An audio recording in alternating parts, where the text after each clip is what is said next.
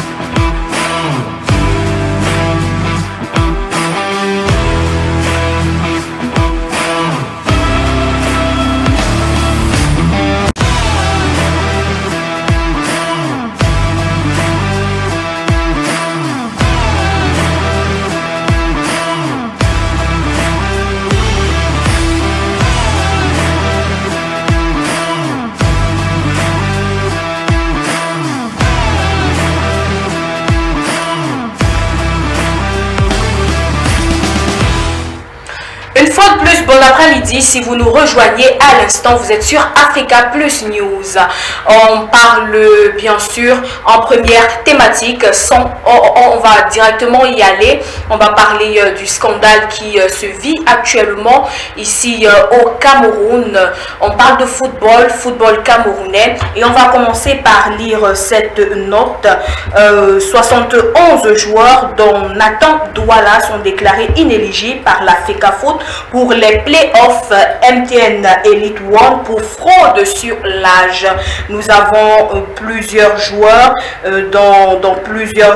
dans différents clubs.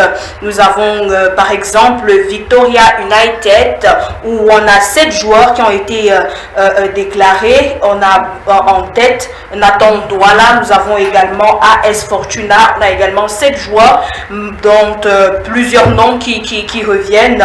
Nous avons UMS de Loum de ce côté-là, nous avons 5 joueurs, 5 noms qui apparaissent. Colombe du Sud, on a également 5 joueurs, 5 noms qui apparaissent. Gazelle FA, 4 noms qui apparaissent, ainsi de suite pour les autres clubs. Et on se pose la question de savoir si ces joueurs-là n'étaient pas connus avant, si ces joueurs-là ont été repêchés, ou alors si ces joueurs-là, on n'avait pas connaissance en fait, si on n'a pas eu leur identité avant. Pourquoi est-ce que cette situation intervient maintenant? Est-ce qu'on vient de les recruter? Pourquoi seulement lorsqu'on parle des playoffs? Heureusement pour nous, nous avons des personnes ressources sur ce plateau qui vont nous apporter la quintessence de l'information, qui vont décrypter, qui vont analyser, surtout qui vont commenter toutes ces actualités-là. Je vais donc commencer bien sûr à ma droite et je commence donc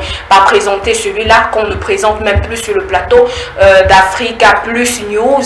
Il est athlète et il est journaliste sportif. Lui, c'est Idriss José Lélé. Bonsoir et bienvenue. Bonsoir Patricia, bonsoir à mes companélistes et le coach Vasco que j'ai le plaisir de retrouver.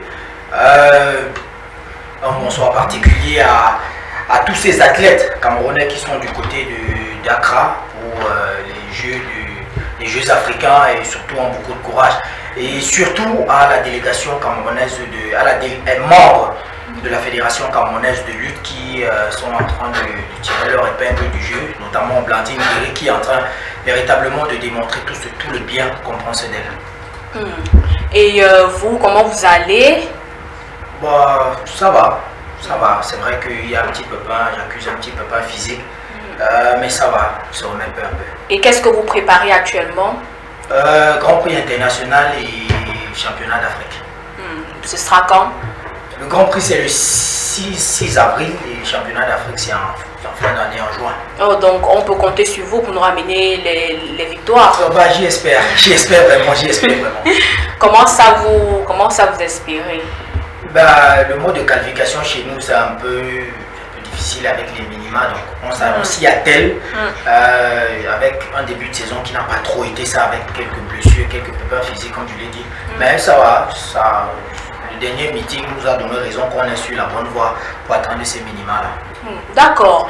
À côté de vous, on a également un monsieur qui arrive ici, pas pour la première fois, et on espère que ce ne sera pas pour la dernière fois. Il nous fait toujours le plaisir d'être là lorsqu'on fait appel à lui. Lui, c'est Maître Narcisse Atangana. Bonsoir et bienvenue. Bonsoir Patricia, bonsoir au panel, bonsoir surtout au grand frère Maître Kanté. J'ai le plaisir de le retrouver. Bonsoir à tous les téléspectateurs. Merci une fois de plus pour l'invitation. Comment vous allez depuis le temps, depuis qu'on ne s'est plus revu, si je peux le dire ainsi? Quelles sont les actualités qui ont marqué votre univers de karaté? Ça va, c'est vrai que j'étais un peu secoué par les problèmes familiaux, notamment le décès de ma soeur, ça s'est bien passé. Bon, dans notre organisation, on est en train de se préparer pour le lancement des activités en début avril. D'accord. Vous l'avez compris, on va parler de karaté également cet après-midi. C'est pour cela que nous avons également fait appel à une personne de ressources, une personne dans ce domaine-là. Lui, c'est le coach Kamté, coach national de karaté. Il faut le préciser. Il nous fait le plaisir d'être avec nous sur ce plateau, de partager ce plateau avec nous pour nous édifier et certainement nous apporter plusieurs réponses. Des réponses aux questions auxquelles on se pose jusqu'ici. Bon après-midi, coach Kamté, bienvenue. Merci Patricia, bon après-midi à vous et merci une fois de plus de m'offrir cette opportunité. Permettez que je envoie les salutations aux journalistes et ainsi qu'à tous nos téléspectateurs. C'est un réel plaisir de partager ce moment avec vous. J'espère que je pourrai apporter autant de réponses à vos différentes préoccupations en ce qui concerne le karaté particulièrement. Vous revenez des Jeux africains, si je ne me trompe pas. Est-ce qu'on peut un peu avoir votre compte rendu de ce qui s'est passé de ce côté-là? Du côté d'Accra, nous sommes au Cameroun depuis dimanche, depuis le lundi le 11. Oui. Nous avons terminé la compétition samedi après 3 journées d'activité. Et nous sortons de là avec une médaille de bronze en comité, moins de 67 kg, remportée par l'athlète Dassi Yvonne. Il faut noter que c'était une expédition de qualité. Le niveau africain a très évolué. Heureusement que la Fédération camerounaise de karaté a mis tous les moyens pour que nous entrions très tôt, tant en stage externe qu'en stage interne, et après le relais du Comité national olympique et sportif du Cameroun. Ce qui nous a permis de rassembler très rapidement notre équipe qui était aussi hétérogène de par la ville de provenance de nos différents athlètes. Oui. Pour pouvoir préparer une équipe très solide pour ces différents jeux, malgré l'effectif très réduit. Entre d'athlètes n'ont pas pu présenter les athlètes dans toutes les catégories. Mais nous sortons de là avec cette médaille de bronze, comme je disais tantôt. On voulait bien avoir de l'or, avoir le meilleur. Mais le Seigneur en a décidé autrement. Vous pensez que qu'est-ce qui vous a manqué durant cette compétition? Durant cette compétition, déjà, nous arrivons à la veille d'un championnat de très grande envergure. Vous savez, les Jeux africains, c'est l'occasion. Il y a plusieurs pays qui ne participent pas au championnat d'Afrique. Parce qu'on dit Jeux africains, ce sont les États qui prennent en charge beaucoup de choses, beaucoup de délégations, et ça fait en sorte que le challenge est très élevé. Le niveau de la compétition est très élevé. Nous avons les champions du monde en Afrique. Il faut le savoir. Que l'Égypte, par exemple, est vice-champion du monde en équipe, multi-équipe. Et nous avons plusieurs champions du monde dans ces différentes catégories individuelles. Lorsque nous avons affaire à ce type d'athlète, il faut maximiser au détail près. Oui. Dans la préparation au détail près. Nous n'avons pas pu faire de très bons podiums à l'étude de la compétition. Heureusement que l'équipe médicale s'est bien mobilisée pour que la récupération soit très rapide, parce que nous arrivons mercredi pour compétir jeudi, et vendredi, samedi, bon alors le temps de récupération, le temps de prendre des soins aux athlètes, et heureusement, le lendemain, notre poulain a pu quand même faire un podium de bronze, alors qu'on aurait pu faire ces podiums à la veille. Donc, aussitôt jeudi, on pouvait faire chez les féminins. Oui. Les athlètes qui pouvaient bien faire, on a besoin de perdre une médaille, une finale de bronze. Nous avons tiré des leçons de cette expédition et nous n'osons pas, après cette transition, parce que nous avons libéré les athlètes, et nous aussi, pour question de prendre un peu de repos. Oui.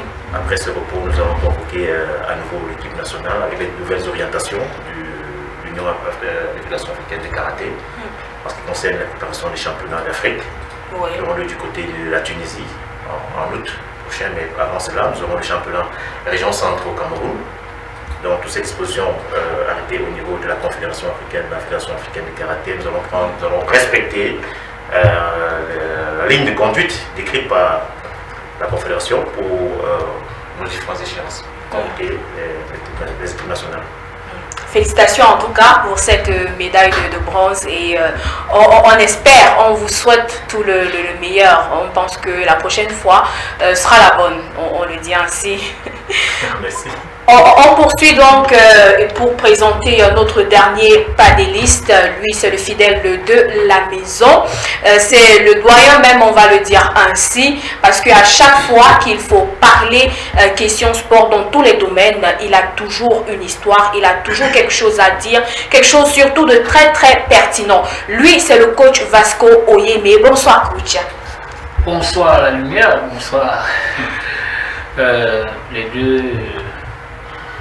les deux hommes des arts martiaux qui sont là. Il y a Kamté, il y a Tana. Je suis très ravi d'être avec vous parce que depuis mon enfance, j'ai toujours adoré le karaté en voyant surtout les films chinois. Vous voyez Jackie Chan, vous voyez Jet Li, on voyait le terrible Bruce Lee. Et mon premier film chinois, c'était, j'ai vu ça au portique, cinéma des portiques, ça branle dans le bambou. Et c'est le titre. Quand je sors de l'école, je vois un titre comme ça, on dit ça branle dans le bambou. Je vois les gens en posant, et je dis non, même si c'est qu'on va pas rater. On allait vendre les bouteilles à score, on allait vendre les bouteilles de Coca-Cola. Oui. Et c'est ça qui m'a permis On volait les bouteilles de Coca-Cola pour aller voir, parce que là, il faut aller voir le cinéma. Et depuis lors, le karaté m'avait toujours plu, malheureusement que le football m'a envahi. Ah, puis le défi. C'est comme mettre à travers lui, le football aussi. Le karaté, oui, le défi finalement. Le karaté, là, je suis sûr que Maître Kam, c'est la même chose. Parce que tout le monde commence par le football. Si quelqu'un dit qu'il n'a pas joué au football, c'est que non, il n'est pas camerounais. Quand je fais cours avec les plus petits, les enfants de la maternelle, oui. Quand tu poses des questions, citer les sports que vous connaissez, vous allez entendre dire le karaté, le judo. Après, quand tu demandes citer les joueurs que vous connaissez, un enfant vous dit il y a Bouaka 26. Il y a Bouaka 26. Donc, vous voyez que même jusqu'aux plus petits sont imprégnés dans le sport. Et ce n'est pas comme ça dans les autres pays. Hein. Moi, j'ai un peu parcouru les pays de la sous-région et de la région de l'Afrique de l'Ouest. C'est pas comme ça. C'est pas comme ça. Le Cameroun demeure l'île du sport. C'est une île du sport. Donc,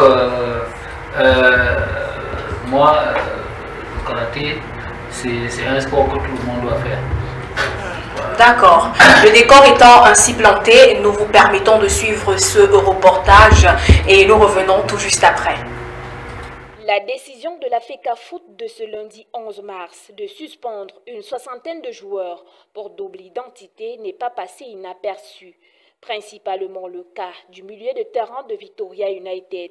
Depuis la révélation fracassante, l'affaire est au cœur de toutes les discussions et suscite moult interrogations.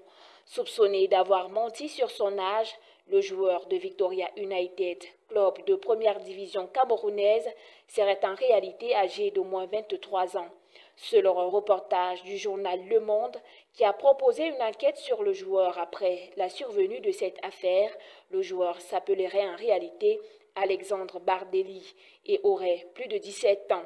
Notons que, depuis sa convocation à l'équipe nationale, des réserves avaient été émises sur son âge jugé par apparence trop mature pour l'âge décliné, 17 ans. Un reportage tourné par le journal Le Monde en 2021, en marge de la CAN qu'organisait le Cameroun, sorti des archives, montre un jeune joueur qui ressemble trait pour trait à Nathan Douala. Le reportage réalisé au sein de l'Orix, un club camerounais, l'identifie en tant que Alexandre Bardelli, 21 ans. De nombreux indices sur son physique, notamment la cicatrice au niveau du sourcil droit et de nombreux tatouages, sont identifiables sur les mêmes parties du corps. En outre, des certitudes auraient été apportées par plusieurs anciens coéquipiers de ce dernier qui confirment que Bardelli et Nathan Douala sont en réalité la même personne. Pourtant, un communiqué de son club rendu public ce 12 mars vient démentir les accusations portées sur ce dernier et un autre joueur, Dondi Richmond. Le manager du club soutient qu'il ne s'agit pas de double identité, mais d'une erreur de la FECAFOOT. Le club promet des justificatifs. Par ailleurs, une sortie de l'Association des droits de l'homme du Cameroun vient corroborer l'hypothèse du Victoria United. Pour l'instant, le joueur et les 61 autres sont suspendus des play-offs en attendant des preuves contradictoires à la thèse de la FECAFOOT. L'affaire est à suivre. Voilà donc le reportage de l'un des joueurs qui a été suspendu pour cette compétition-là des play-offs. On en parlera tout à l'heure, on va en parler tout à l'heure particulièrement de lui. Mais avant de le faire, Coach Vasco, j'aimerais d'abord revenir sur cette compétition-là, les play-offs MTN Elite One. Pourquoi est-ce que ça prend une telle ampleur? C'est quoi exactement pour ceux-là qui nous regardent? En quoi cela consiste? C'est quel genre de compétition? Est-ce qu'on peut revenir un peu sur les fondements de cette compétition-là? D'abord, moi, je ne suis pas je n'ai pas été d'accord sur la manière dont ils ont programmé ce championnat, parce que ça a défavorisé les autres. Comment est-ce que vous pouvez penser que vous êtes parmi les équipes qui sont à plus de 10 points, et maintenant on vous dit de venir rejouer, vous êtes même presque vers le carré d'as. On vous dit, comme vous n'êtes pas éligible, vous allez faire les play-downs avec des gens qui n'avaient même pas atteint le niveau là. Et ça, coach, est-ce qu'on peut partir terre à terre pour que tout le monde puisse comprendre? Parce qu'il faut utiliser un langage, des termes assez simples pour qu'on comprenne comment est-ce qu'ils en arrivent jusque-là, comment est-ce qu'on choisit les différentes équipes pour les play-offs, pour MTN Elite One, comment est-ce qu'on organise même ce championnat-là, comme vous l'avez dit? J'ai dit, d'abord, le plus d'abord, le championnat est mal organisé. Je ne sais pas pourquoi un pays comme le Cameroun doit jouer en 2 sous-poules. On ne doit pas jouer en 2 sous-poules. On doit faire. Et nous, on a joué ce championnat. On jouait 16 clubs. On est parti de 16 clubs à 18. Championnat fédéral. C'est-à-dire que vous jouez partout où il y a des équipes de première division. Donc, mais comment un pays qui n'atteint même pas le cas du Brésil vient jouer les championnats en sous-poule? Même le Nigeria, le Nigeria ne joue pas les championnats en sous-poule. Le Nigeria, qui est le pays le plus peuplé, ne joue pas en sous-poule. Alors pourquoi le Cameroun, un petit pays comme le Cameroun, un triangle, qui vient jouer le championnat en 2 sous-poules? C'est d'abord la première erreur. Maintenant, le problème de Douala sort pourquoi? Parce qu'il y a quelqu'un là-dedans qui a fait ce qu'on appelait en Russie la politique de la terre brûlée. Donc ça veut dire que comme je perds, tout le monde va perdre. C'est pour ça que l'affaire de Douala sort. Et ce qui est aussi grave, c'est que le président de Douala, c'est lui qui soulève même le problème des âges truqués. Donc ça veut dire que vous crachez en l'air et ça vient vous retrouver en face. Hein? Les crachats viennent tomber sur votre. Oui. Donc, c'est des erreurs gravissimes. Or, à l'international, on va être frappé. À la CAF. Si cela est avéré, Oui, j'ai dit, ils ont oublié que le linge sale se lave en famille. C'est un problème qu'on peut régler à l'interne. Même s'il fallait sanctionner les joueurs, on peut sanctionner sans mettre ça sur la toile. Sans mettre ça sur la toile. C'est-à-dire qu'on pourrait bien sanctionner les joueurs sans le faire. Ou bien on dit tu ne peux pas jouer parce que il y a ça, ça s'arrête là. La FECAFOOT ne fonctionne pas en base clos de telle enseigne que s'il sanctionne des joueurs dans le FIFA Connective, si vous sanctionnez un joueur, forcément il y aura des répercussions. Maintenant, ça a créé un tollé général, si bien que ça ne va pas s'arrêter là parce que ça doit aussi continuer chez les féminines. Si vous dites que vous faites le nettoyage, il faut aller jusqu'aux féminines. Donc ça veut dire que nos U17 qui sont qualifiés pour la Coupe du Monde, ça va être un problème. Parce que s'il faut soulever les problèmes, il faut soulever tout. Tout. Le football féminin ne peut pas rester en reste si on dit que les âges sont falsifiés. Même le football féminin ne peut pas rester en reste. Alors, mais je dis quand même que le ministre des Sports doit quand même mettre de l'ordre. Il faut qu'il mette de l'ordre parce que ça ne doit pas continuer comme ça. Parce qu'on ne peut pas éclabousser tout un pays comme ça parce que les gens sont contre certaines personnes.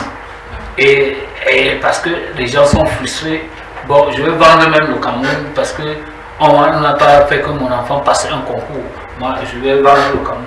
Parce qu'il y a des gens qui raisonnent comme ça au Cameroun. Hein. Ils disent, je m'en fous, même si le Cameroun devient en guerre, parce qu'on n'a pas pris mon enfant, je le fais. Et je connais des gens qui réfléchissent comme ça.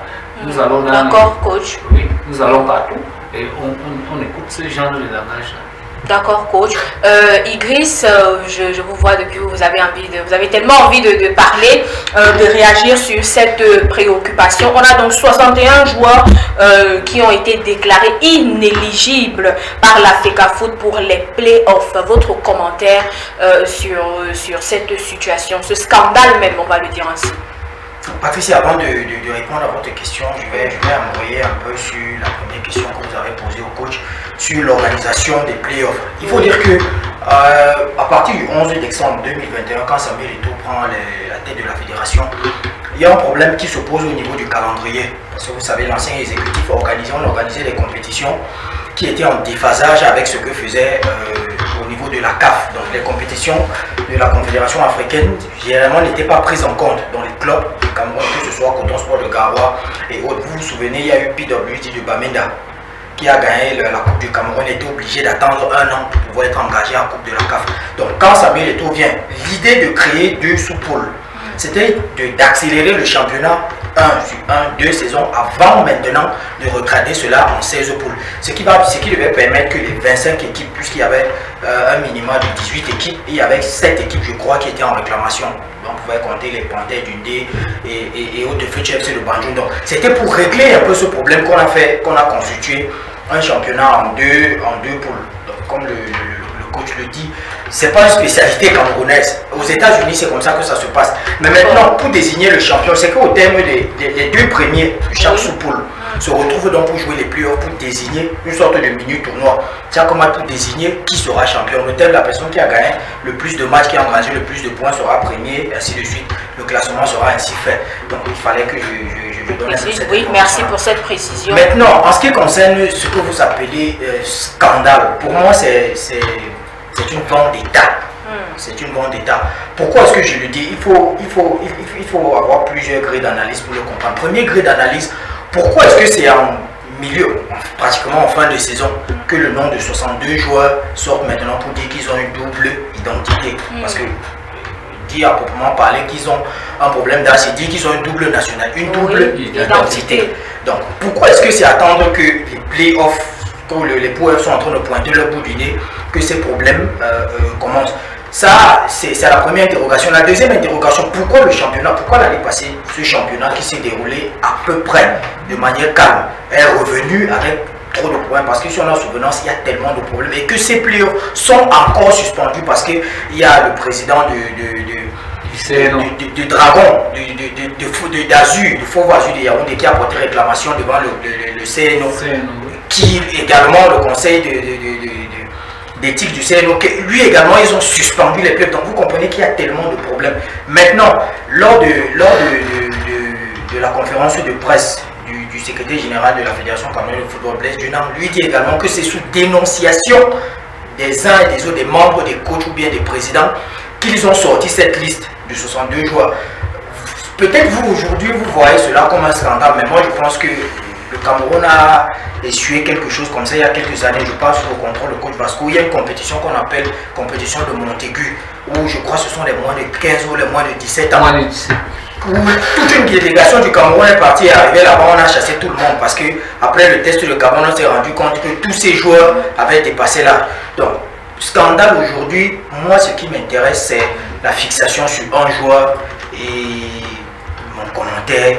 C'est pas quelque chose qu'on devrait jeter les jeunes joueurs à la mentite populaire comme ça. On devait beaucoup plus à savoir. Pour cette question, pour vous relancer, n'est-il pas du ressort de la FECAFOOT de protéger les joueurs? Ça veut dire que si on se retrouve avec une situation telle que celle-là, est-ce qu'on ne devrait pas plutôt essayer de gérer cela en interne? Parce qu'on a déjà, tout le monde est au courant de cette histoire, mais à l'international, on en parle déjà et ça va dans tous les sens. Est-ce que la FECAFOOT ne devrait pas prendre la charge ou de protéger ces jeunes-là pour protéger également notre football, notre sport? Patricia, le problème, là, à l'heure actuelle, le problème, ce n'est pas de protéger. Le problème, ce qu'ils ont fait, c'est un truc, c'est une dénonciation. Mais maintenant, s'il faut revenir, même dégager les responsabilités des uns et des autres pour pouvoir arrêter la saignée, la FECAFOOT vient carrément en 3e position dans l'échelle de responsabilité. La les premières responsabilités, c'est d'abord les parents. De deux, ce sont les agents et les personnes qui se trouvent autour de ces joueurs. Parce que, je prends un exemple banal. Vous avez un joueur au Cameroun, en Afrique, s'il a pratiquement, je passe sous le contrôle du coach encore, s'il traverse l'étape du 18 à 22 ans sans trouver un club de première division au Cameroun et qu'il n'a pas de potentialité de sortir, d'aller à l'extérieur jouer, vous comprenez qu'à partir de 22 ans, ça sera difficile qu'il s'exporte. Ce que l'agent ou bien le parent, l'agent va dire à son parent, c'est que si tu veux que ton enfant aille jouer à l'extérieur, il va falloir que tu retranches l'âge.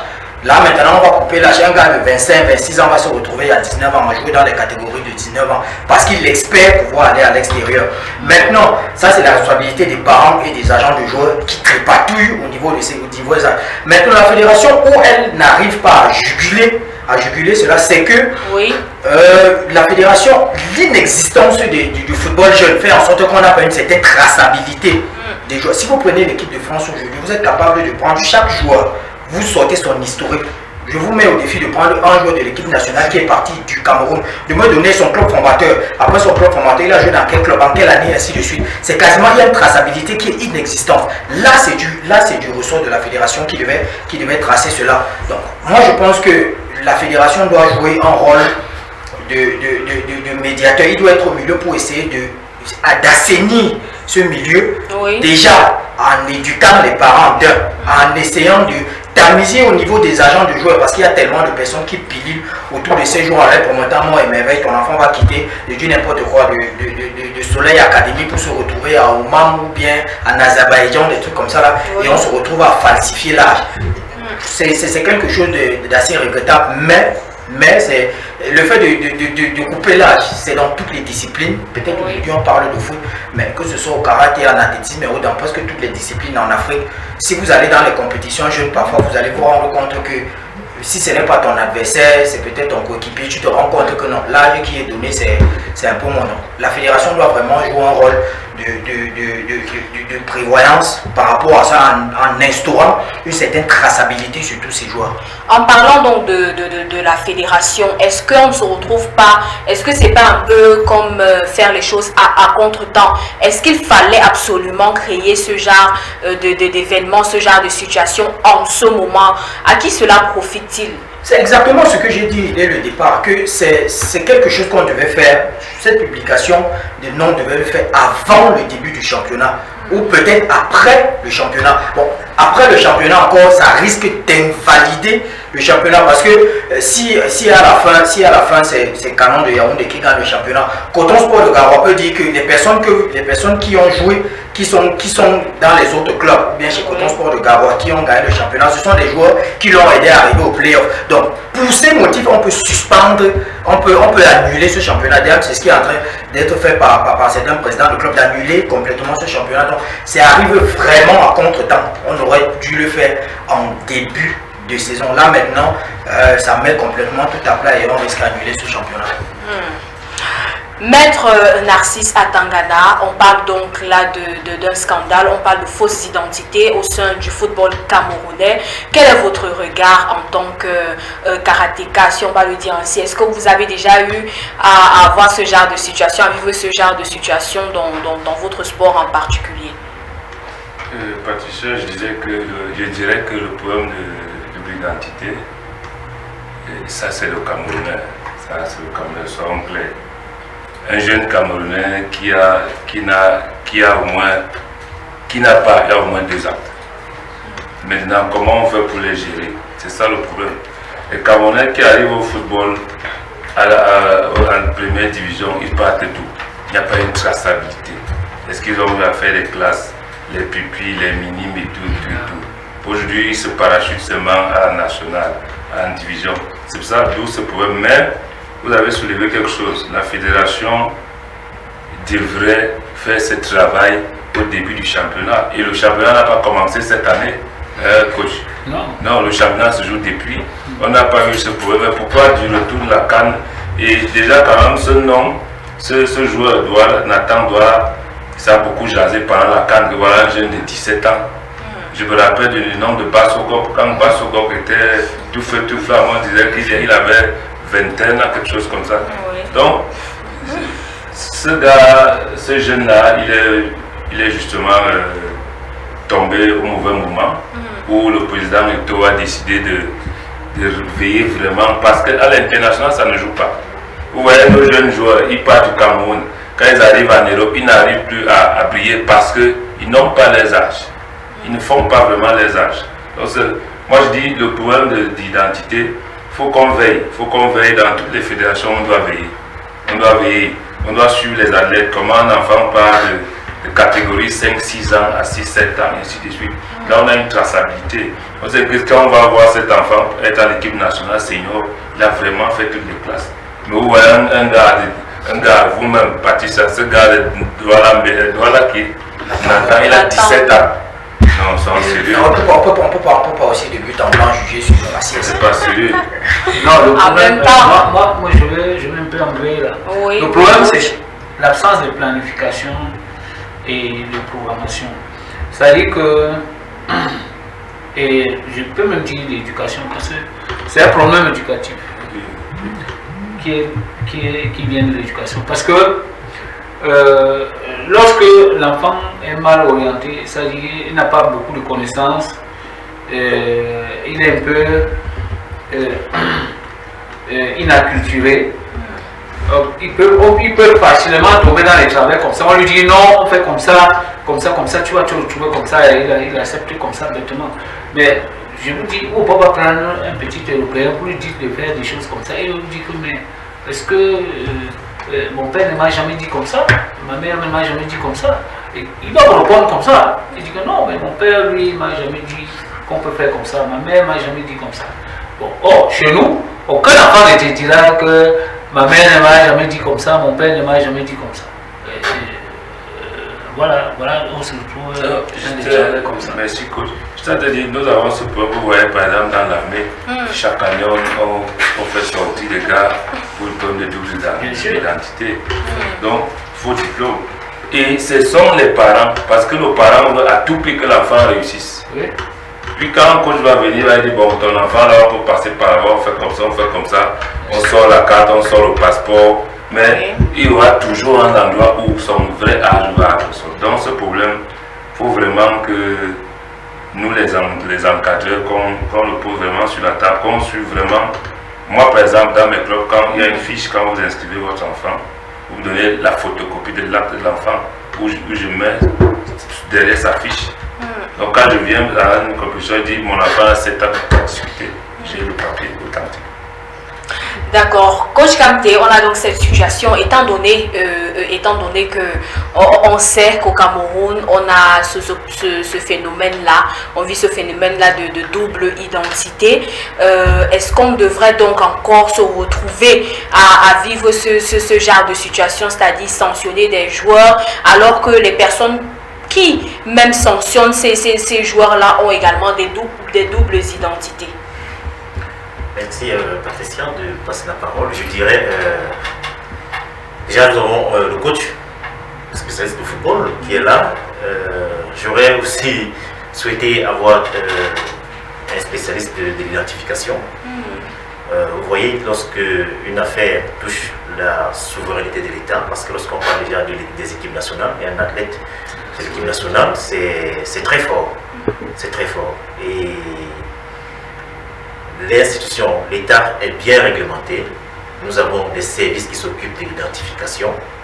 Et s'il faut parler de double identité, il y a des personnes compétentes à ce domaine. Nous ne serons sur un plateau jeter la pierre sur X ou sur Y, mais plusieurs choses devraient se régler en interne, au sein de la fédération. Il y a des réclamations, il y a des revendications, il y a des manquements qui peuvent être peut-être procédurales ou peut-être administratifs, ou alors des incompréhensions entre des humains. Mais autour d'une table, dans la cuisine interne de la fédération ou du club, trouver des solutions. Oui. Si on ne trouve pas les solutions, on va vers les personnes compétentes. Comme je disais tantôt, il y a un service d'identification. Toujours est-il, c'est que quelque part, il y a quelque chose qui se passe. Il faudrait donc trouver le problème et le résoudre. Le panéliste doit faire comprendre que ça se vit dans toutes les fédérations. Je dirais qu'à la fédération communautaire de karaté, il faut être très clair. Communiquer par exemple, sorti ce jour du président de la commission d'organisation des manifestations au sein de la fédération communautaire de karaté, préciser encore à nouveau dans le communiqué de ce jour pour la deuxième journée à tous les clubs, tous les responsables de clubs qui n'ont pas pris par la première journée à Bafoussam, de préparer des copies d'actes de naissance ou des cartes scolaires, un fichier, un document administratif sur lequel figure l'âge de l'enfant. Parce que nous avons des cadets qui sont en compétition, nationale et internationale, c'est-à-dire des 14-15 ans, des juniors 16-17 ans. Et pour les seniors, on n'a pas de problème avec les seniors. On n'a pas de problème parce que vous êtes plus de 17 ans, vous entrez dans la catégorie espoir pour seniors. Mais les autres, il faut vérifier, se rassurer en club, tout commence dans le club, se rassurer en club que effectivement ces enfants appartiennent à cette fourchette. Donc à chaque compétition aussi, jusqu'à ce que vous entrez dans le fichier national, il y a le suivi à la Fédération camerounaise de karaté, il y a le suivi de chaque athlète. Et ce fichier est mis à jour après chaque compétition.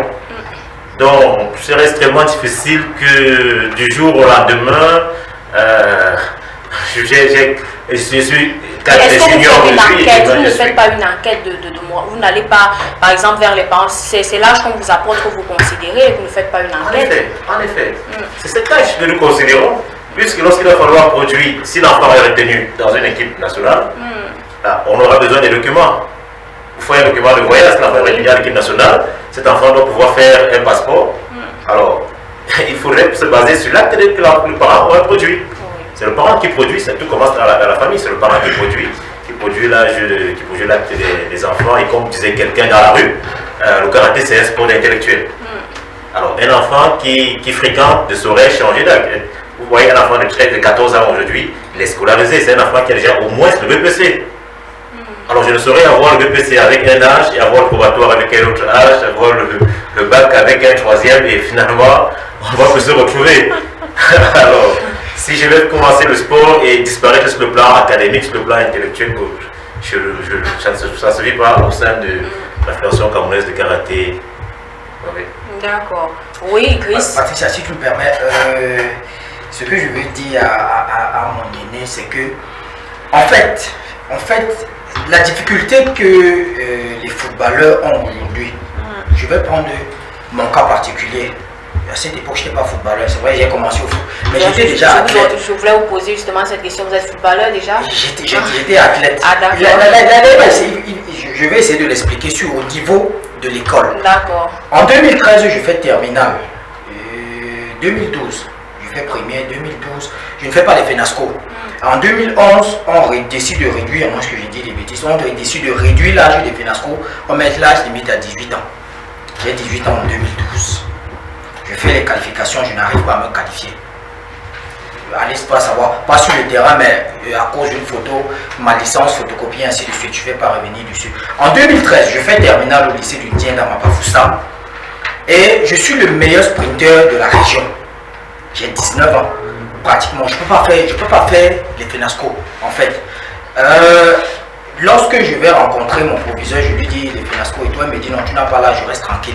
Mais c'est le délégué de département, le délégué d'arrondissement d'abord, qui me rencontre en route quand je suis en train d'aller au stade. Donc il me dit, Lélé, tu ne vas pas faire les FENASCO. Tu ne vas pas faire les FENASCO, je n'ai pas vu ta licence. J'ai dit non, j'ai plus l'âge pour faire les FENASCO. Il me dit non, actuellement tu es mon meilleur sprinter. Si je n'ai que toi, si tu ne parviens pas à faire les FENASCO, il y a problème. Je vous assure, dans les 3-4 jours qui ont suivi, ma licence est sortie, la photo, tout est sorti. Jusqu'à ce que j'ai compétit au niveau département, au niveau d'arrondissement, au niveau départemental, au niveau régional. Je me suis retrouvé 2013 à Bertois pour les FENASCO. On avait instauré, on appelait encore ça comment, la commission de morphologie. Commission de morphologie au FENASCO. Comme par hasard, celui qui était dans la délégation aujourd'hui, Kouemi Tchomfa, qui était mon partenaire d'entraînement, il était mon cadet de pratiquement 3 ans. Lui, il ne passe pas les mailles du filet, mais moi qui suis plus grand que lui, je passe les mailles du filet. Donc si vous prenez mon âge à cette époque, vous allez voir que je suis né à une année, j'ai eu le probatoire avec une autre. Donc ça, quand je vous explique ça, c'est pour vous dire qu'un parent, l'âge que le parent vient vous donner, forcément, un enfant qui passe de la première, de 6e en 3e, il passe normalement. Mais s'il arrive en première et qu'il fait 3, 4, 5 ans en première, vous faites comment? Le parent, lui, va décider que non. Pour que l'enfant puisse entrer demain, pour qu'il puisse être dans la fonction publique avec un âge un peu qui va lui permettre de travailler longtemps, il va falloir qu'il coupe. Parce que généralement, quand on suit les dossiers, on s'arrête au niveau probatoire. Ouais. On coupe au probatoire, on prend au bac et puis on prend les autres. Donc ça devient extrêmement difficile. Donc si la fédération qui est en charge de cela, parce que même dans les clubs, ça devient un peu parfois, j'ai un témoignage d'un grand frère qui était à l'époque à la Cadisport, oui, à la Cadisport avec Samuel Eto'o à une certaine époque. Il nous disait, dès qu'ils sont arrivés les 2 premiers jours, on les a dit qu'ils vont d'abord couper 5 ans sur tout leur âge. Donc, vous comprenez que ce sont des pratiques qui se font, oui. Ce sont des pratiques qui ont été faites. Donc, comme il a dit, forcément quelqu'un parmi nous au Cameroun, il a déjà eu à avoir affaire à un moment de sa vie, on lui a dit que non, il va falloir que tu crées une autre identité pour faire X ou pour faire Y. Puis encore dans le monde du sport. Donc c'est une affaire très grave. C'est une affaire très grave qu'il va falloir à chaque étape contrôler cela. Oui. Et ça ne plaît pas seulement dans le sport. Allez voir combien de fonctionnaires aujourd'hui sont croulants alors qu'ils vont vous dire qu'ils ont encore 10 ans de service. Coach, merci pour cela. Coach Vasco, nous sommes donc la situation, le fait est fait, tout le monde est au courant, ça va dans tous les sens maintenant, même à l'international, on en parle et on aurait eu vent de ce que si cette histoire est avérée, il y aurait des sanctions au niveau de la CAF et même au niveau de la FIFA concernant le Cameroun, concernant le football camerounais. Mais pour élaguer cette pandémie-là, parce que moi je dis que c'est devenu une pandémie par rapport à tout ce qui raconte là, parce que moi-même j'ai des choses que je peux raconter ici, on ne va pas sortir ici de sitôt. Le problème c'est, vous avez remarqué que moi je suis à l'éducation, les faux bulletins ont presque disparu.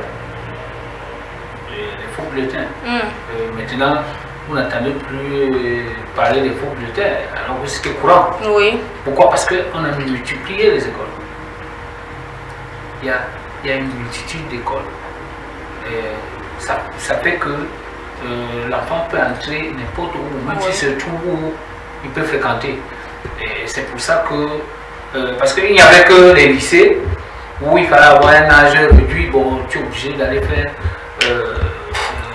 le couper l'âge et faire le faux bulletin pour qu'on puisse te prendre dans un lycée. Or, aujourd'hui, ça a diminué parce que je n'entends plus tellement parler de cette histoire de faux bulletin. Or, en sport, il faut multiplier les gymnases.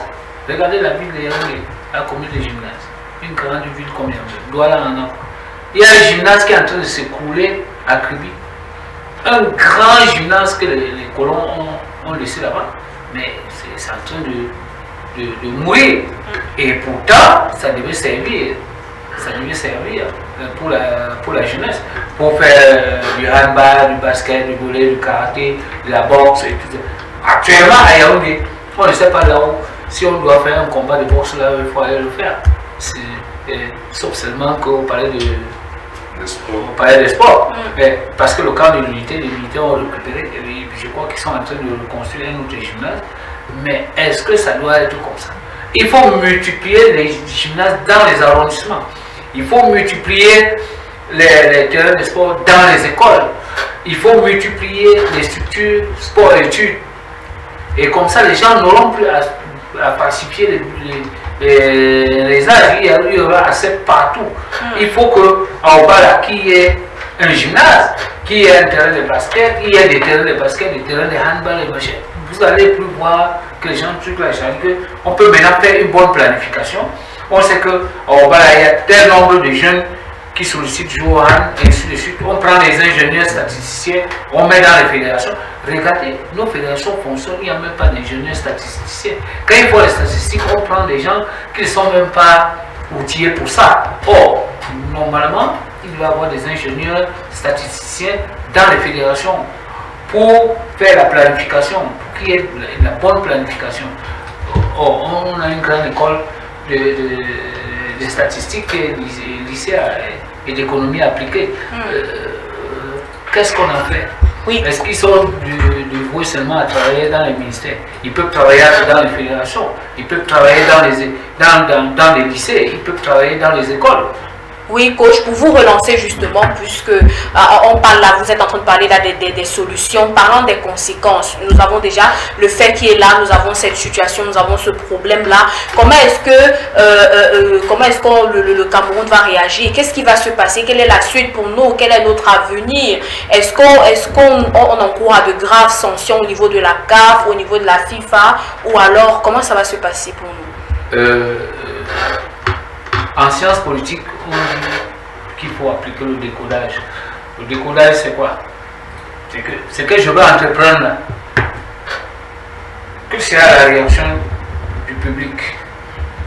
Quelle sera la réaction de l'administration?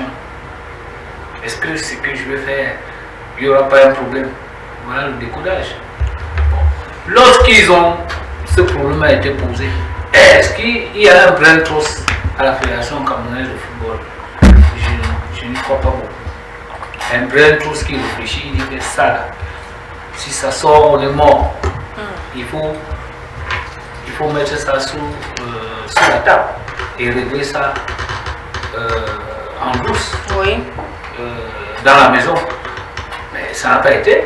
Ça dit que ils sont tous téméraires là-bas où chacun veut montrer que c'est moi, c'est moi, c'est moi. Oh, attention. Et parfois, le roi s'est penché comme ça sur ses assujettis. Il dit que mais le problème là, vous voyez, comment est-ce que vous voyez?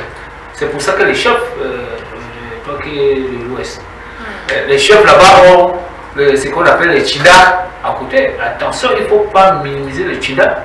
Parce que le Tchida peut dire au chef que ce que tu veux faire là, c'est nous qui sommes, c'est nous qui habitons dehors là-bas, voilà ce qui peut arriver.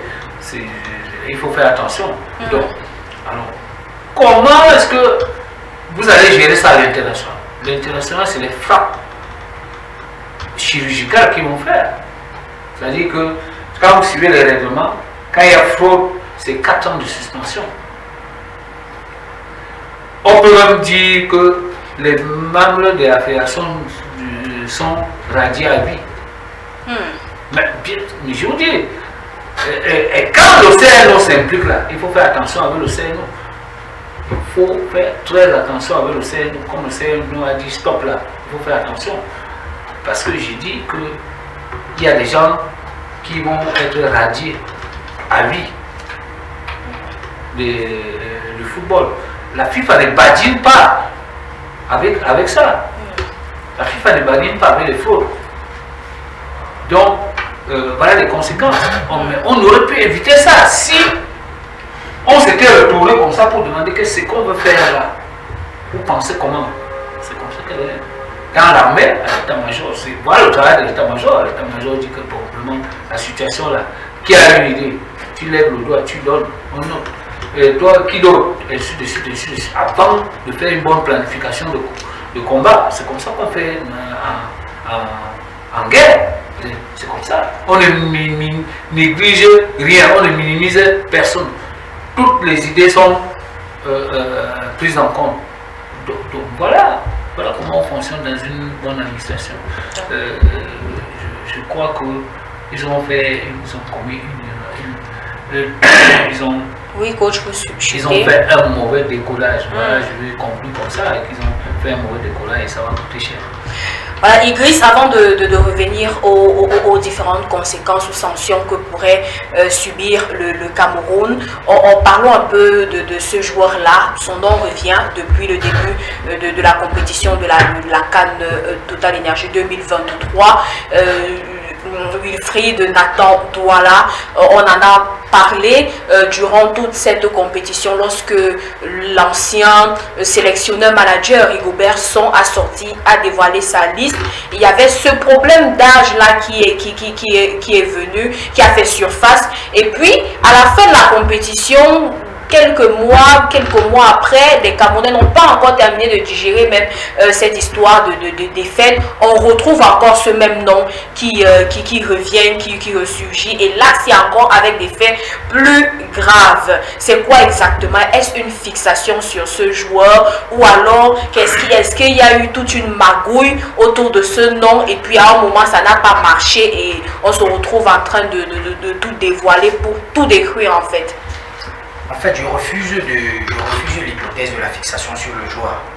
Pourquoi? Parce que en l'état actuel, le joueur lui-même, il est, à proprement parler, responsable d'une certaine cabale. Il est victime. Je préfère l'appeler victime de cette cabale. Parce que vous vous souvenez, comme vous l'avez rappelé, au soir même de l'annonce de la liste, il y a eu des comparaisons qui ont commencé entre Ben Elliott Jongwe et lui, Ben Elliott qui avait 20 ans je crois, et lui qui avait 17 ans. Il y avait déjà cette comparaison où on mettait les deux sur une photo et demandait là 17 ans, l'autre à 20 ans. Comment est-ce que ça se fait? Donc mais moi je pense que c'est un joueur, moi je vais le féliciter parce que depuis là il est resté calme, il n'a pas fait de sortie et tout. Quand même, c'est pas évident. Mais moi je pense qu'on est en train de détruire ce jeune garçon. On est vraiment en train de le détruire.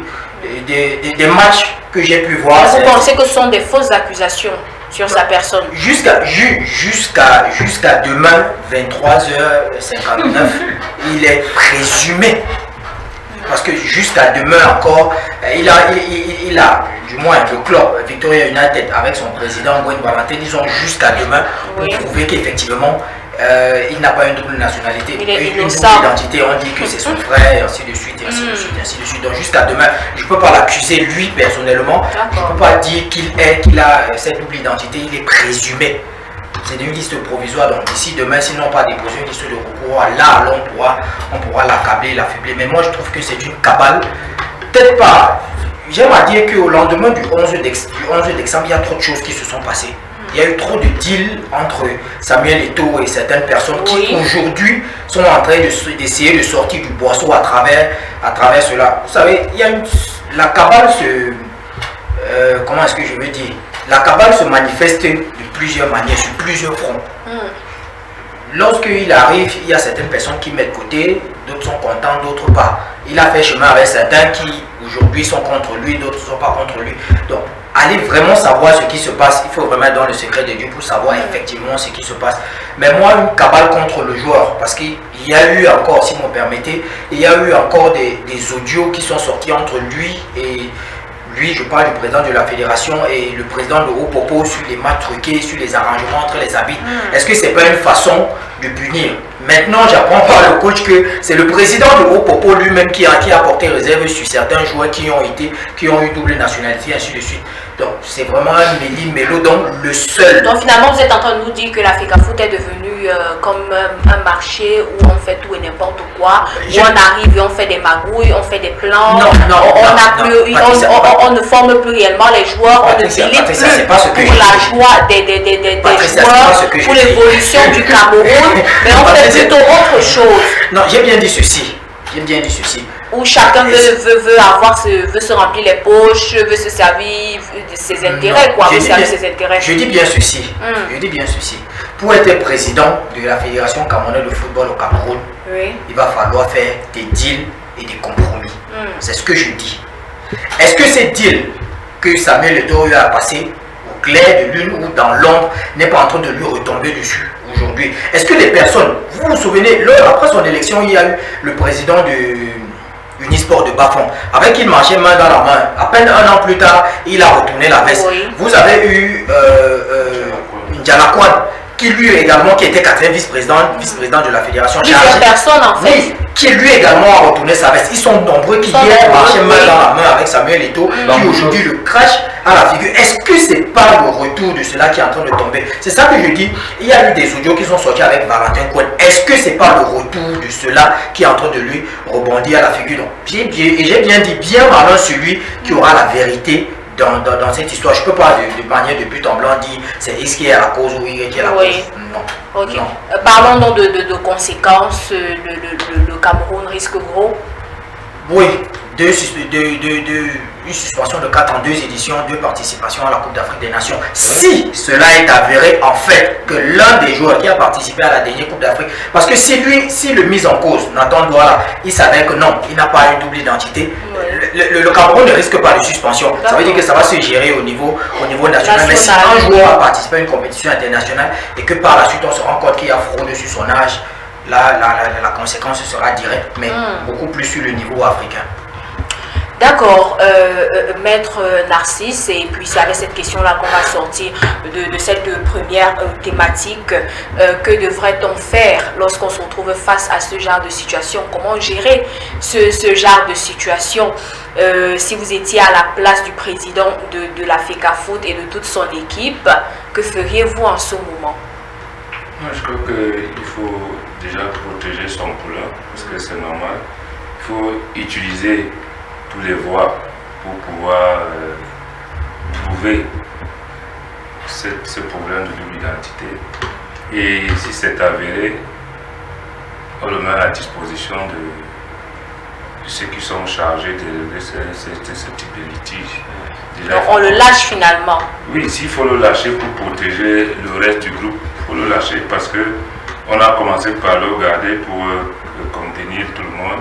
Et puis on épuise toutes les voies. Si on trouve que le gars il est vraiment impliqué, on doit le libérer. Mais pour le moment, pour le cas de ces jours, je crois qu'ils sont 62, je crois que leurs équipes ont émis des réserves. Donc pour le moment, on n'a pas encore les aboutissements. On attend. Je crois que d'ici là, on aura des bonnes nouvelles de ce côté. D'accord.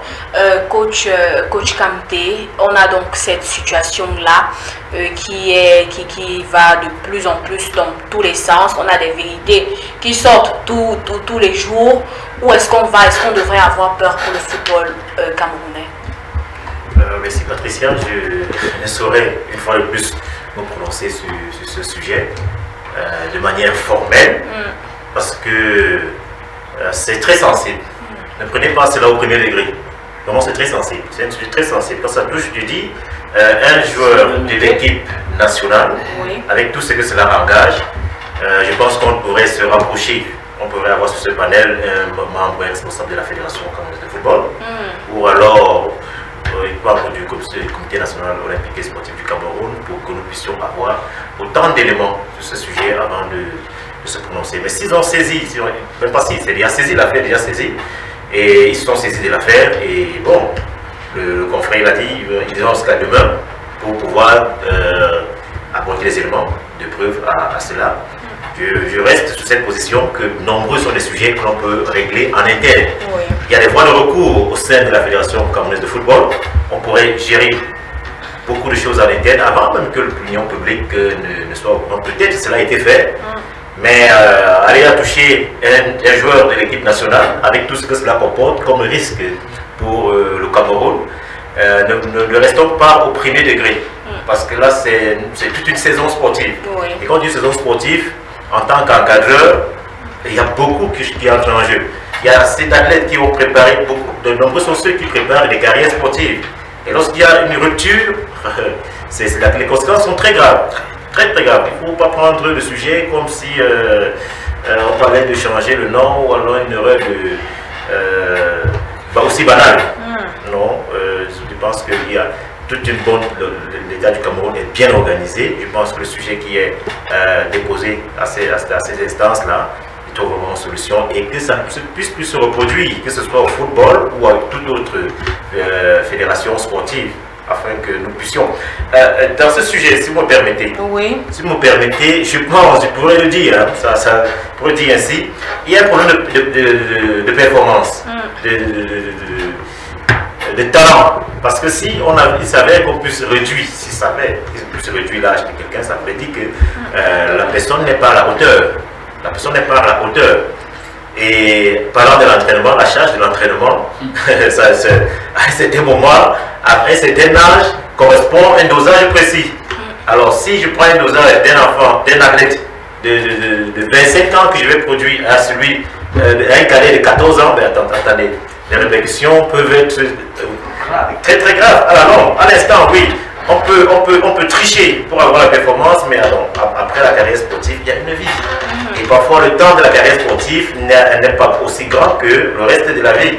Et on ne sera plus là pour le suivi de l'athlète, de ce joueur après l'avoir approché. Qu'est-ce qu'il devient sur le plan de la santé, sur le plan de l'intégration sociale. Bon, il y a beaucoup de paramètres qui entrent là dans la manipulation de cela. Donc, tous ces encadreurs qui ont eu ou qui le font, cette pratique, devraient se ressaisir.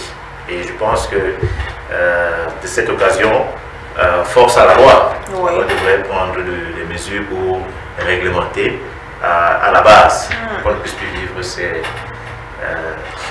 type de sujet. Ce genre de situation, oui, parce que ça met vraiment en mal, la personnalité, l'éthique même, et puis l'authenticité du football camerounais. Donc on a eu vent également d'une autre information.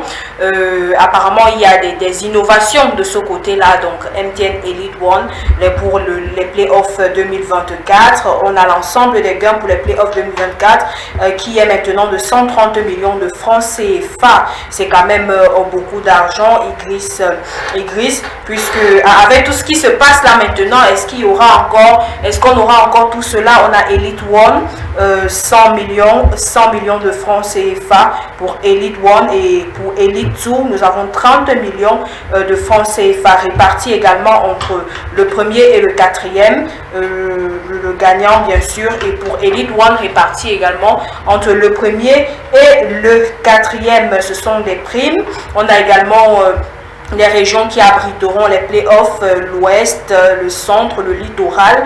Les stades également sont connus, les stades qui abriteront ces playoffs là. Du côté de Bafar, nous avons le centre, le littoral, et 40 arbitres pour MTN Elite One, 30 arbitres pour MTN Elite 2. Est-ce que ce ne sont pas de bonnes innovations parlant de ce championnat-là? Je ne sais pas ce que vous appelez innovation. Peut-être innovation sur le plan pécunier, mais non. Pour être un peu proche d'un président du club, je peux vous dire que gagner un championnat où on va lui donner 50 millions de francs CFA, parce que c'est la cagnotte du premier. En tout et pour tout, c'est pas grand chose. C'est pas grand chose. Au vu de la saison qu'il doit se dérouler, c'est un calcul très simple. Vous avez dans une équipe, je dis n'importe quoi, comme Coton Sport de Garoua, où vous avez à peu près une trentaine de joueurs. La fédération a fixé le salaire à 200 000 francs. Si vous payez seulement 200 000 fois 30, fois 12 mois, ça c'est uniquement le joueur. Vous payez le staff médical, vous payez ceux qui vont entretenir. Je prends le cas spécifique de Coton Sport de Garoua parce qu'ils ont leurs propres installations. Ils vont entretenir le stade, il faut entretenir tel, avant de dégager des profits.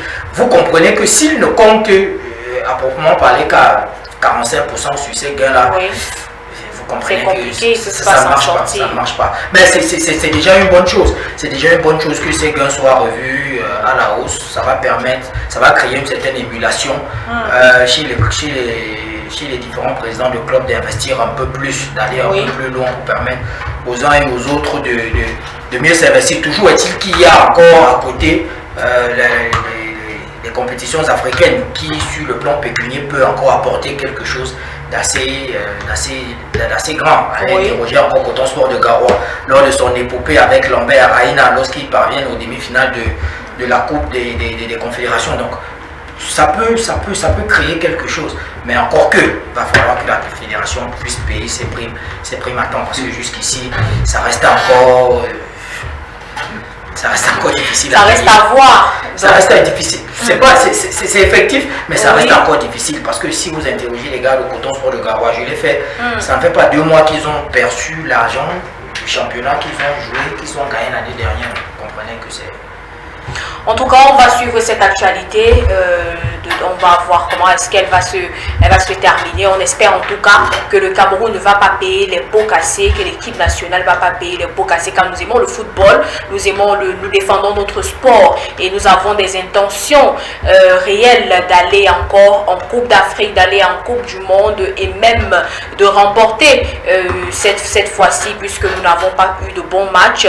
On a également cette actualité-là. Il se pourrait que Gazelle de Football Academy de Garoua soit déjà du côté de Douala, qui est arrivé du côté de Douala à 23h22. L'équipe se prépare, toute une délégation composée de 33 personnes, 27 joueurs et 6 encadreurs justement pour ces playoffs-là. Donc finalement, c'est vrai qu'on a des soucis actuellement, mais il faut dire que les playoffs sont en train de se préparer. Donc on va prendre notre transition, une courte pause s'impose et après On revient pour la deuxième partie, on parle de karaté.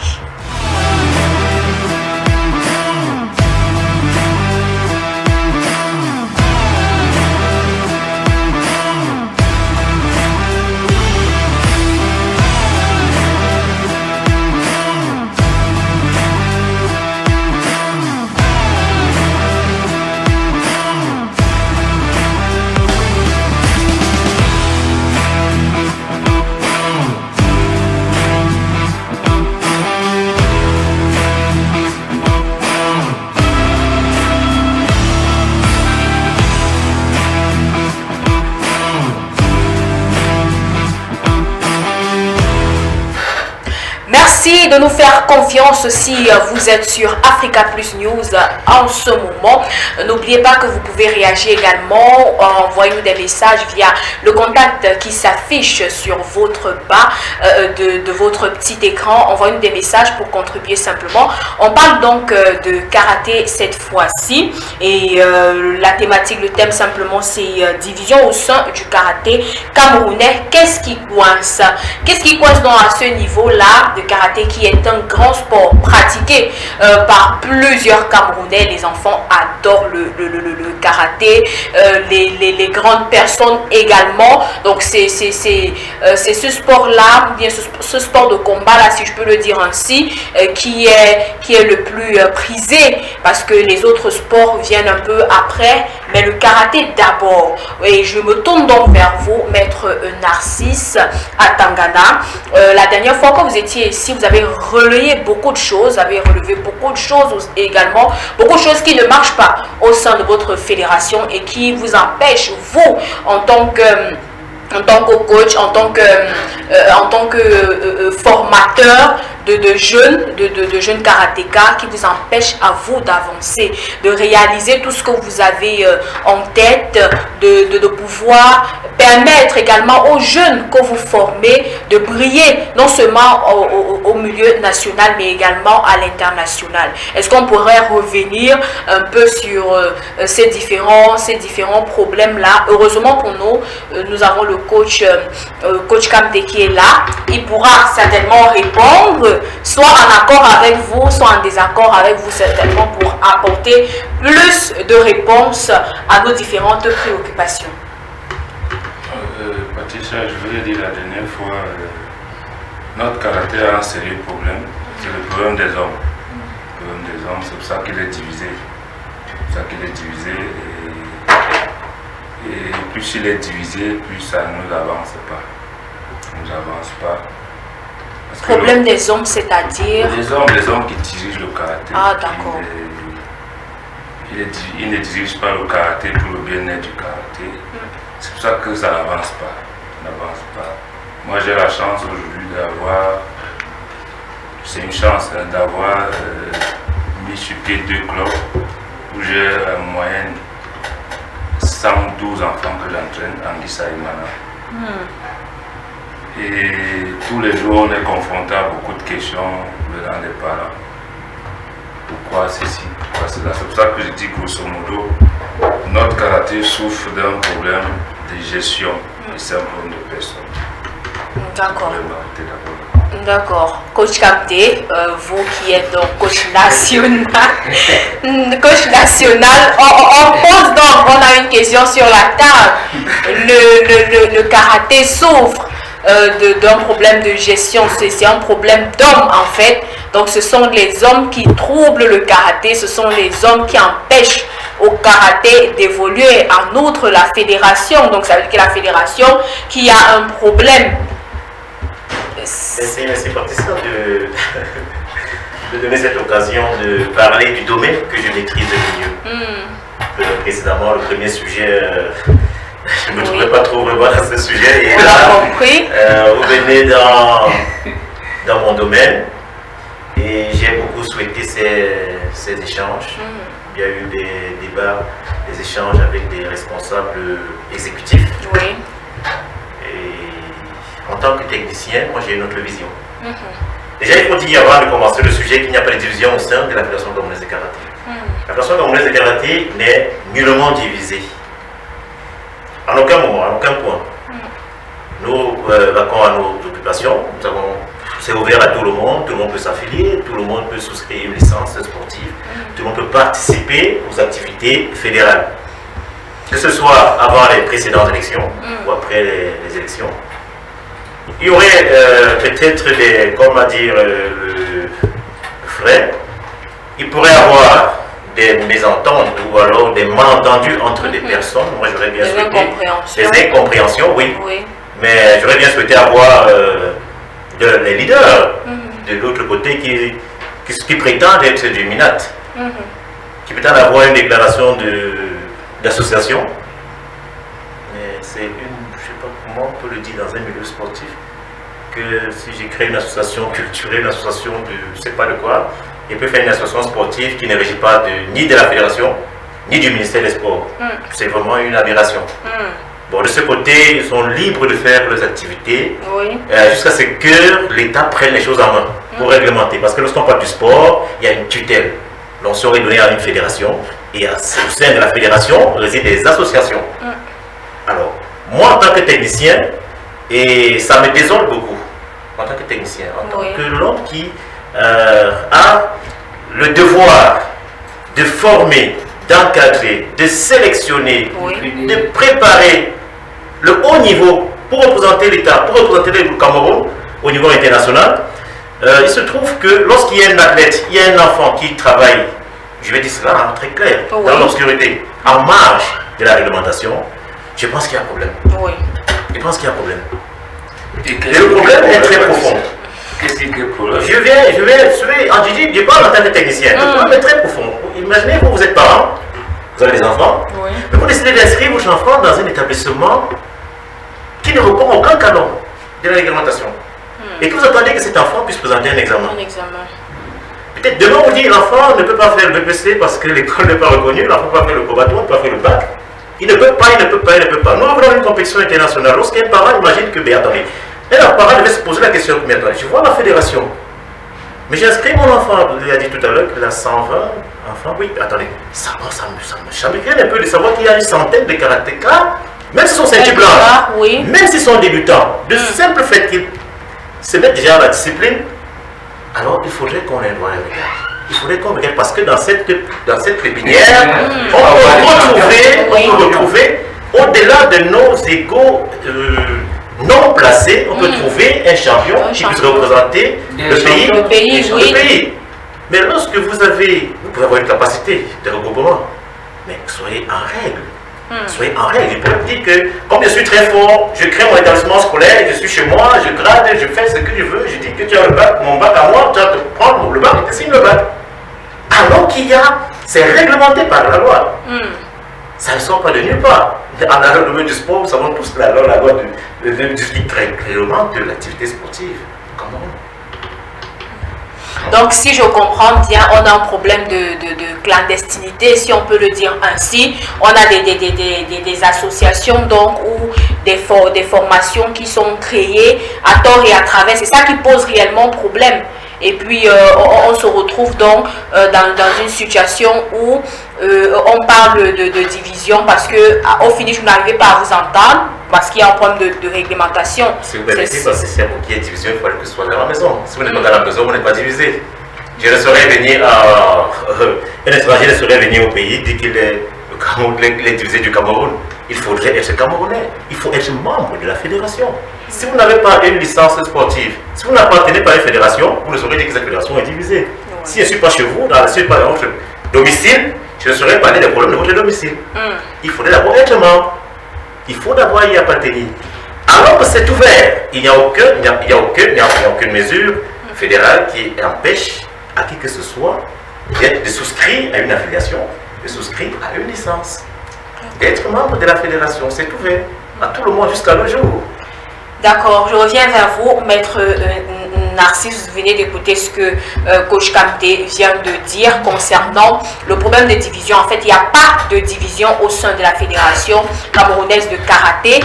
C'est plutôt ces personnes-là qui se retrouvent en train de créer des centres de formation à tort et à travers, et la Fédération n'est pas au courant.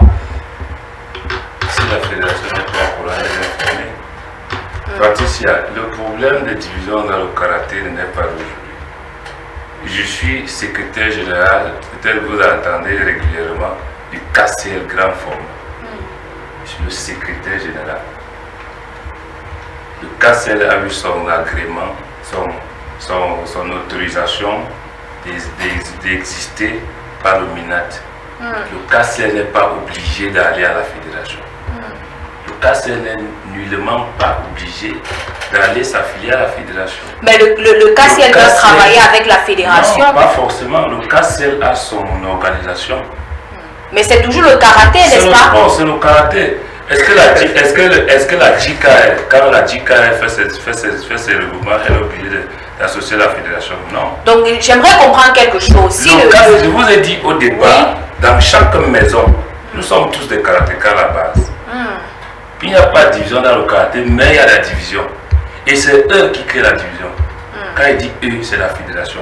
Vous ne pouvez pas avoir une maison, vous êtes une maman d'une maison, vous avez des enfants qui se bagarrent. Qu'est-ce que vous allez faire? Ils se bagarrent pourquoi? Ils se bagarrent pour la bouteille. Tu fais asseoir tes enfants, tu dis, ben, qu'est-ce qui se passe? Pourquoi on discute? Mais, je dis, ils font, la fédération, ils font tout pour éviter que les gens de mon association, le KCL, entrent à la fédération. Je vous prends un exemple. Ils ont pondu un texte en début d'ouverture de saison que tous les clubs qui appartiennent au KCL ne peuvent pas s'affilier. Donc si on comprend bien, il y a un problème entre la fédération et le KCL. J'ai envoyé mon responsable de club de payer l'affiliation. Ils ont refusé. Tout de suite, si on me donne le numéro de compte, je paye l'affiliation de mon club. Ils ont refusé d'accepter. Parce que vous appartenez au KCL. Au KCL. Et qui est le fondateur du KCL? Le fondateur du KCL le connaît bien. C'est mon grand frère. C'est son nom, est-ce qu'on peut avoir son nom? Maître Bimogali le Grand. C'est une à 7e. Donc ça veut dire que... Le karaté n'a pas de division. Quand il dit la division, la division même c'est quoi? La division c'est que les gens ne s'entendent pas sur un point. On vient à la fédération.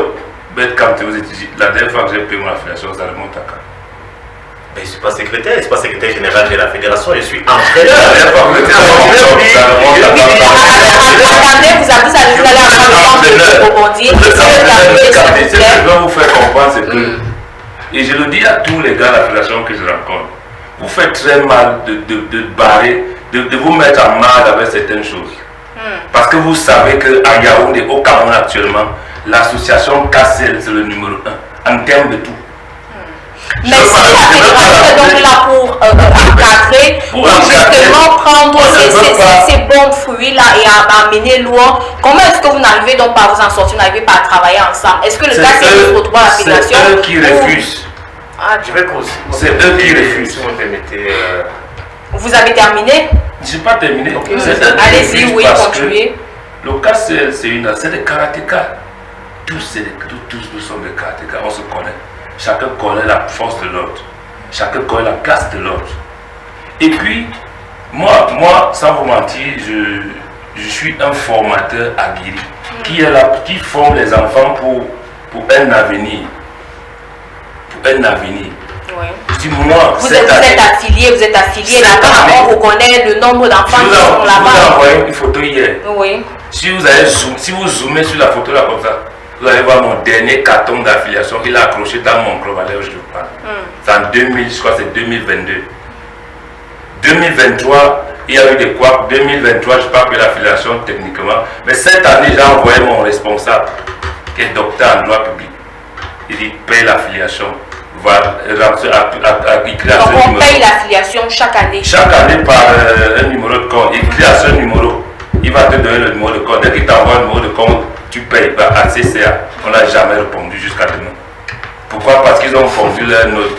Tous les gars du KCL ne viennent pas. Et pourquoi ils refusent que les gens s'associent, les gens se comprennent? Mais vous pouvez me dire pourquoi est-ce que vous boycottez tout ce que les gens font pour que le karaté redevienne le karaté qui a toujours été au centre? On rappelle que le président de la fédération, actuellement du côté du karaté, c'est Maître Bertin Dombo. Bertin Dombo, oui.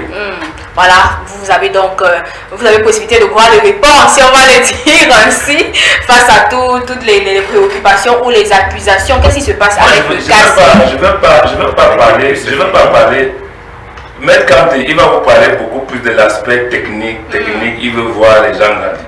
Moi, je suis sur le plan du karaté purement parlant. Ceux qui veulent gérer ceux qui gèrent le karaté, comment ils font même pour amener ce karaté où ils veulent toujours aller à l'international.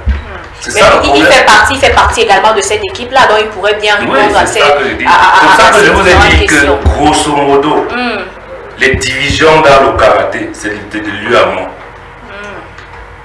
D'accord. Bien. Merci. Merci Patricia de me donner la parole. Je vais commencer par dire que je redis, il n'y a pas de division. Franchement, il n'y a pas de division. Il y a au sein de la maison karaté, il n'y a pas de division. Je vais prendre l'affiliation. Je vais te demander, est-ce que vous savez la procédure pour affilier un club aujourd'hui au karaté? Pourquoi vous n'avez pas la procédure? Ce n'est pas de l'argent. Le karaté, et c'est prévu depuis l'année dernière. Cette année, ça a été implémenté. Pour avoir un club, il faut un minimum. D'abord, se constituer en plan, en association, il faut un président. Il faut un bureau, il faut me planter une administration. Le secrétaire général, après l'Assemblée générale, a donné la ligne de conduite pour avoir un club. Ce n'est pas de l'argent, ce n'est pas parce qu'il y a un compte bancaire de la fédération que vous aurez versé de l'argent, dit que je viens payer, donnez-moi le carton. Et c'était très clair. Lorsqu'il dit qu'on a empêché, rien n'a empêché. Si vous voulez vous affilier présentement, et c'est là, c'est en direct. Je pense que l'émission est en direct. Oui. Alors, demandez la procédure. La procédure, si vous voulez affilier le club, vous avez une procédure administrative avant qu'elle ne soit financière. C'est d'abord l'administration. Ce n'est pas aussi parce que j'ai l'argent, je vais créer le club. Non, il faudrait que l'on puisse produire un certain nombre de documents. Je vais poser la question parlant de l'affiliation, parlant des licences. Moi, je suis leader, sa dernière licence date de quelle année? Je peux vous donner la date de sa dernière licence. Il ne peut pas avoir une licence autre que 2011. 2011. Il s'est mis en marge de la... Non. Il s'est mis en marge de la fédération. Je vais vous interrompre. Sur le premier point. Oui, de la procédure. Oui. Mon club est structuré. Vous avez un président, vous avez un bureau, vous avez un bureau. Oui. Où je ne suis qu'entraîneur dans mes clubs. Vous avez un plan de localisation. Alors, il y a tout un dossier. Est-ce que vous avez un dossier légalisé? Déposer le dossier au niveau départemental. Commencez au niveau départemental. Le département fonctionne avec qui? Pardon? Avec comment vous avez qu'il y a un bureau qui est élu? Vous n'étiez pas aux élections, vous étiez aux élections. Vous étiez aux élections, que ce soit départementales, soit régionales, vous étiez aux élections. Au niveau national, vous étiez aux élections. Mais même si vous avez eu une voix sur une centaine, vous étiez aux élections. Alors, vous avez vu un bureau en place, vous êtes allé en compétition contre un bureau, le bureau est en place, a été élu. Revenons au deuxième point. Oui. Maintenant, lorsque vous vous rapprochez de ce bureau départemental, ça n'a rien à voir avec le niveau national. Oui. Au niveau départemental, vous déposez votre dossier de demande d'affiliation. Alors que dans les années précédentes, il fallait verser uniquement de l'argent. Après, on ne sait pas la traçabilité du club, où est situé, où est localisé le club. Je prends un casse. Moi, je suis entraîneur. Effectivement, je travaille techniquement. J'étais dans son club une fois. Alors, je veux bien avoir la cartographie où se trouvent les clubs de Yaoundé. Si je veux faire une tournée dans Yaoundé, il faudrait qu'il sache qu'un club affilié est localisé à tel endroit parce que le responsable, c'est son contact. Oui. Mais il faudrait bien qu'elle soit tracée. Le site de la Fédération camerounaise de karaté est réactualisé chaque fois, chaque jour. Ne parlons pas simplement des clubs. On peut arriver au niveau des grades, peut-être qu'aujourd'hui ou une autre émission, je serai entièrement disponible de tout ce qui concerne la technique, ce qui concerne le karaté.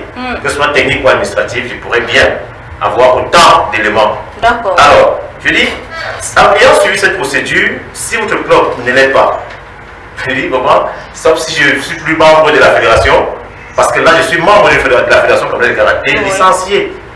Je ne saurais parler de la fédération. Si vous êtes affilié, vous êtes licencié, ok, on marche dans le problème de la fédération. Comme je sors d'une compétition, par exemple, j'ai mes doléances, j'ai les difficultés que j'ai rencontrées, que je pose au sein de la fédération, au niveau de la direction technique nationale, au niveau administratif, ainsi de suite, ça suit. Aussi au niveau administratif, nous avons des préoccupations en interne parce que nous voudrions fait mieux que par le passé.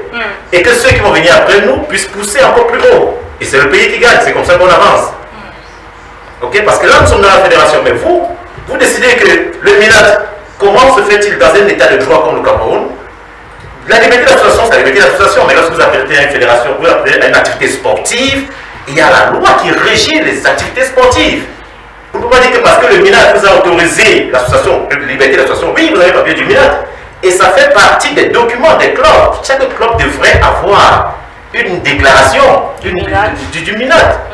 Alors, ça c'est le premier document. C'est pas cela qui régit la tutelle du sport au Cameroun. Pourquoi le CACEL devrait venir à la fédération? Le CACEL, je l'ai dit dans le temps. Et dans le temps, c'est comme vous dites, imaginez-vous, j'ai créé mon hôpital là chez moi, j'ai dit que je suis obligé de faire partie de l'ordre des médecins. Mais attends, est-ce que vous entendez parler? Quand vous dites que vous n'êtes pas obligé, vous faites des activités sportives, vous organisez des compétitions, tu peux dire des pseudo-compétitions, des grades, que vous décidez de grader des gens, alors que ces grades, des grades de ceinture noire, c'est du ressort de la fédération. Oui. Il n'y a pas deux fédérations dans un État. Il n'y en a pas deux fédérations. Et cette fédération reçoit l'option de la tutelle, qui est le ministère des Sports et de l'Éducation physique. Alors, comment pouvez-vous, mais j'aurais le leader qui puisse vraiment soutenir son association, qui dise que voilà, je défends mon association ainsi, je dépends du MINAT, je fais plus le sport. Mais on parle du sport là. On est en train de parler du sport. Alors, ce n'est pas uniquement l'association du village ou alors l'association des gens qui sont regroupés pour parler des intérêts peut-être à but non lucratif ou quoi que ce soit. Non, mais là on parle du sport. Et le sport est régi par une loi. En 2018, il régit les activités physiques et sportives au Cameroun. Alors, vous ne saurez prétendre que je le fais librement dans mon coin. Vous créez votre école de football, vous dites, je n'ai rien à foutre avec l'Afrique à foot, je fais mon football tranquillement à la maison, j'entraîne mes enfants, c'est bon. Fais foot, je ne suis pas avec vous. Je suis là, je fais ma médecine, dans les médecins, je ne fais pas partie. Il y a le fichier des ceintures noires, il y a la traçabilité des gradés au Cameroun. Vous dites non, moi je grade celui-ci, après quelqu'un qui dit que je suis première femme, 6e dame du Cameroun, je suis ceci, cela. Mais attends, arrêtez un peu. Arrêtez un peu. Alors, il faudrait qu'on arrive à dire que bon, ce n'est pas qu'un sport, le gradé n'est pas qu'un sport, c'est un art. C'est un art que lorsque nous sortons de ce plateau, on reste pas des sportifs. Oui. Non, pas des sportifs, mais des pratiquants de la mention. Soyons des éducateurs, des encadreurs qui puissent amener les jeunes à la lumière. À la lumière, je ne saurais te dire, je reprends encore un terme aussi simple pour terminer là. Oui. Créer mon établissement scolaire et dire que je ne m'arrête pas au ministère des enseignements secondaires. Est-ce que ça sonne un peu la tête d'un parent? Quand le parent dit j'ai inscrit mon enfant et jamais l'enfant n'a aucune chance de porter un verre jaune alors que l'enfant est au stade talentueux. Il peut arriver que l'enfant soit tellement talentueux et c'est détruit. Je vous dirais que c'est une aberration très grave. Très très grave. De détruire un talent pareil. Et par la naïveté aussi des parents qui ne peuvent pas dire que j'ai inscrit, comme j'ai inscrit l'enfant à l'école, j'ai payé, c'est bon. Ah ben non, tu saisis ce plateau pour solliciter franchement la vigilance des parents. Vraiment à savoir, il y a une fédération qui a l'option de la tutelle et qui n'aurait aucunement l'autorité. Il a dit, il a reconnu le président de la fédération. Ça ne souffre de rien. On reconnaît les entraîneurs, je ne suis qu'un des entraîneurs parmi tant d'autres. Entraîneurs, ça ne souffre de rien. Mais amenez ces enfants à la lumière. Si vous ne parvenez pas à affilier le club en 2024, vous avez dit la procédure est très simple. Elle commence par une procédure administrative. Mais si dans votre procédure administrative, si vous mettez dans votre liste les gens qui prétendent ne pas reconnaître la fédération, parce que lui au moins se reconnaît la fédération, ce qui est déjà un pas. Il y a dans votre association des gens qui ne reconnaissent pas la fédération. Il y a dans votre association des gens qui prétendent appartenir d'une pseudo-fédération quasiment morte depuis, mais qui disent que c'est leur appartenance, c'est là qu'ils appartiennent. Et lui, au moins, je reconnais le président de la fédération, reconnaît qu'il existe une fédération en place. Alors, approchez-vous sur le plan administratif, vous remplissez la procédure administrative et vous présentez vos athlètes en compétition. Ce sera une très très bonne chose que vous révélez dans la maison. Et là, maintenant, nous pourrons parler des problèmes de la fédération qui n'est nullement divisée. Oui, nous sommes déjà à la fin de l'émission. Je ne voudrais pas entrer sur ce terrain. Oui. en quelques mots, parce que nous sommes déjà à la fin de l'émission. Moi, ça c'est un discours vieux. Parce que s'il faut entrer là-bas, on va faire 2 heures ici. Parce qu'il lui pose seulement. Oui, allez-y. Le problème justement, c'est qu'on va organiser un autre débat. Il a dit quelque chose, il a dit un mot là. Une pseudo fédération qui. Vous avez l'agrément. De quel? La FECA Karaté, vous avez l'agrément. La FECA Karaté? Vous avez l'agrément. Ah, mais attendez. Pourquoi ce gouvernement? La fédération que l'État du Cameroun reconnaît, c'est la FECA Karaté. Pourquoi ce gouvernement? La fédération que l'État du Cameroun reconnaît, c'est la FECA Karaté. La FECA Karaté n'a pas d'agrément.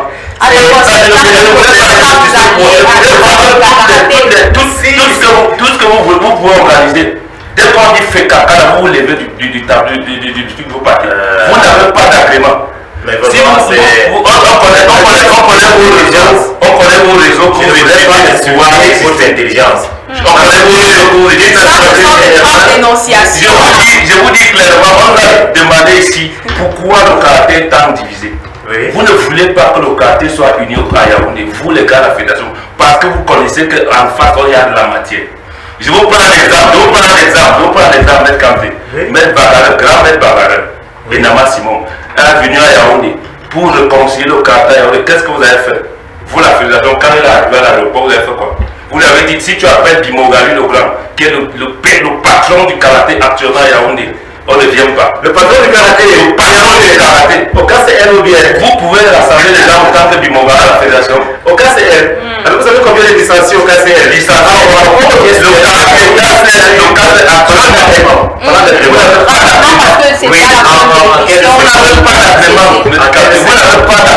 Lorsque la l'Assemblée générale, lorsque de l'Assemblée générale, il n'existe pas de fédération. Il existe de fédération. Ah ben, ça c'est je ne veux pas dire être illettré, oui, mais c'est de revenir dans le stade d'Assemblée générale. On en parle. Je suis pour répondre aux questions. Pourquoi le karaté ne marche pas? Pourquoi le karaté ne marche pas? Le karaté ne marche pas, faites capter. Votre karaté se limite à l'équipe nationale, c'est tout. Mais comment? Nous étions à Bakusama.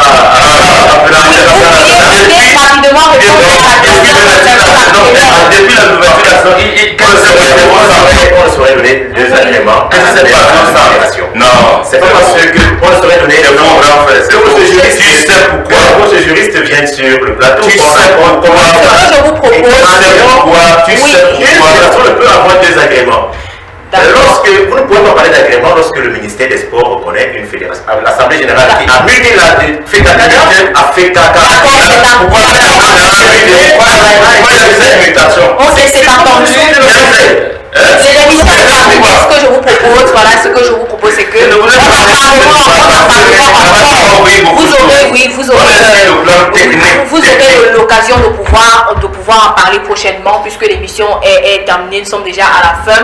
Donc je vais simplement vous remercier. On a entendu tout ce qui s'est passé ici. Je pense que avec cette émission là, on pourra revenir sur de nouvelles questions et ce sera l'occasion d'apporter les preuves et puis certainement de pouvoir les confronter. En tout cas, merci à vous d'être passé sur ce plateau.